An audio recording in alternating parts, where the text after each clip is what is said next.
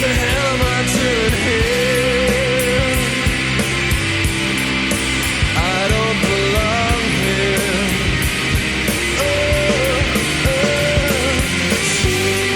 All right, so in a bizarre turn of events, I'm now going to be bypassing this impedance selector. Why? Well, the owner doesn't use it, but I surely used it. I used it once to switch it over to 4 ohms, and then I used it a second time to switch it back to 8. And what happened then? Well, after reassembling the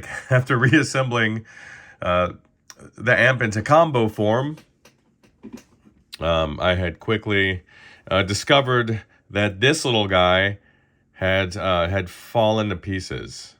Literally, as I was putting in the rear panel, getting her ready to go, this thing, I heard a boink sound, followed by the sound of various bits of plastic falling out, and then that's what happened. Looking at the rear, I saw that there was a gaping hole there. So after discussing it with the owner, we decided to move forward, just hardwiring it for 8 ohm usage. This thing's going to be seeing some heavy use, so these are available through CE distribution. I suppose that's where our German friend sourced it from. And look, if you're an engineer, then you know the joys of sourcing. And sometimes it is a joy. But you can get those at CE, but it's just going to happen again. So there's nothing else that's going to fit into this space. It's got a plastic body, and it literally just screws on. There's a plastic retaining nut on the opposite side there. It just screws on, and it holds this guy in there. So we're just going to take the orange lead and the little purple negative feedback lead, and we're going to connect it over to the jacks directly. All right, Shep. So I don't know what is going on now. It's just one thing after another, man. So I've completed the hardwire of your impedance selector perfect through my shop test cab. So after reassembly into your combo cabinet, I'm getting 0 output through the internal drivers here, these vintage 30s. And I'm getting a squealing sound from the output transformer, so I just shut it down immediately. I pulled the plug here and checking impedance, and I can't get there right now because I'm just holding the phone, but maybe I can. I don't know. This is why we use a stand, huh? Hang on there.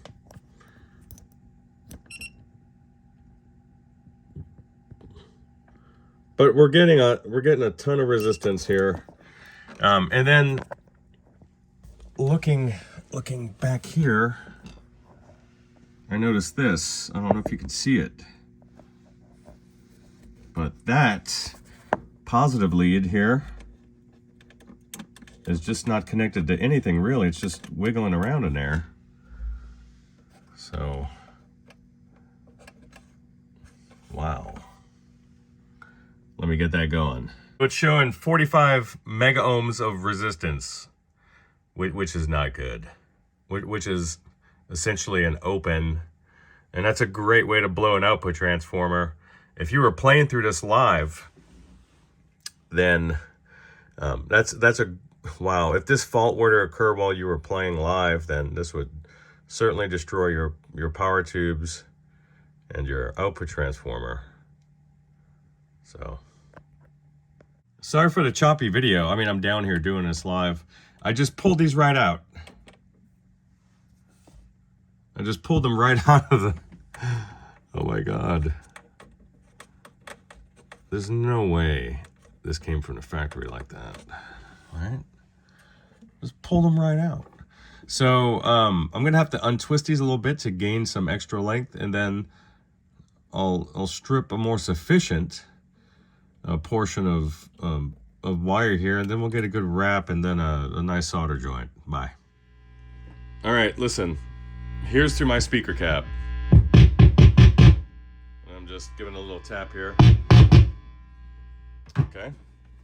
Stand by. Let's plug in the internal cab.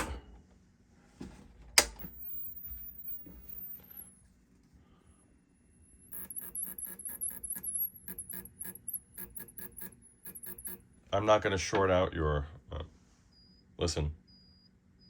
You hear that? So, I did repair the wiring at the terminals of this speaker, this driver here. This one is still firmly attached, but when I'm going to measure the impedance of the pair through this plug, I'm getting infinity. So that's gonna cause a very large voltage spike to reverse through the amp and then pierce through the windings of your, or the laminations of your output transformer. It's essentially going to hit a wall and then be reflected back into the output transformer in the many thousands of volts range. So I will have to remove the leads from the speakers and then see if these speakers or the cable is at play. Bye. All right, so I just had to get this thing on the bench. I can't work from the floor. All right, just again, a recap. This amp was finally in the condition to test it in its native cab using its own drivers. I was finally able, and look, I got to bust out the old Hioki, which is always a nice thing to do because I do miss it. So it sounds beautiful through my 412. However, it's not producing any sound at all except a little screeching from the output transformer, which is not good. And also just touching the output tubes will elicit some feedback. So what does that tell you? It tells you that there's no load, or there's an infinite load, which is the same as no load. What you're going to find in that particular instance is that you could have something miswired at on the speaker end. This is external to the amp. This will be, maybe it's the plug. Maybe something's going on with the speakers. So I just ruled, sadly, out the speaker cable, which is a sort of an ominous type of an indication. So just keep your eye here. And we're going to validate that the tip end, which is the positive, see that? I'm just going to hold that there. And let's see if we're getting some kind of continuity over to the tab of the speaker. This will take the lead out of the equation. We are.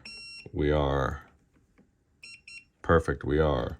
Now let's move over to the barrel here, which will be our ground. This will be the negative, the black leads. We are. And now I'm not touching the wires, I'm touching the speaker tab. We are. And we are. And that's just my hand fumbling to find the tab. So what does that tell you? It tells you that this speaker cable is good, that there's not an interruption inside of this cable. So let's see what kind of a readout I was getting on the impedance. Okay, let's bring her down there. Okay. Meg, it's like the meg range. Okay. So, man, it looks like we're having some issues with your drivers. Let's, and these are in parallel. So what happened? I'm going to have to disconnect these, all the speaker cabling here, and then test each individual speaker, because when I go to do, pardon me, I just lost you there. When I go to do that, I'm getting an open on each one, just going right to the tabs.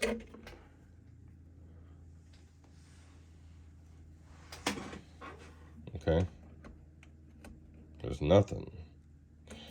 So let's find out what's up. Well, I'm looking at 2 open voice coils. We're in an ohm setting here again.